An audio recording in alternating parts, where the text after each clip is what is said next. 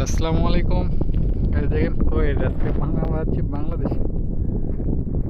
তো বাংলাদেশে না আর কি, বাংলাদেশ না আর কি, বাংলাদেশের মতো এই সৌদি আরবের জায়গা। সৌদি আরবে এক ভিতরে একটা এই যে বড়ই গাছ,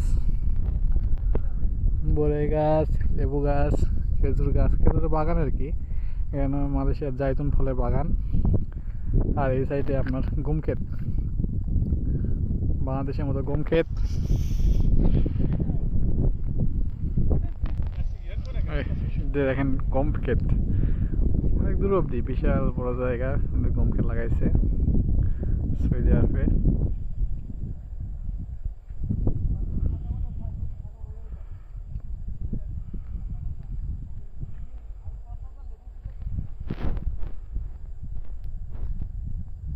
লেবুর গাছে সন্ধান করলাম, লেবু নাই, শুধু অসময়ে আছি আমরা। লেবুর গাছের মধ্যে লেবুর ফলমূল কিছু নাই।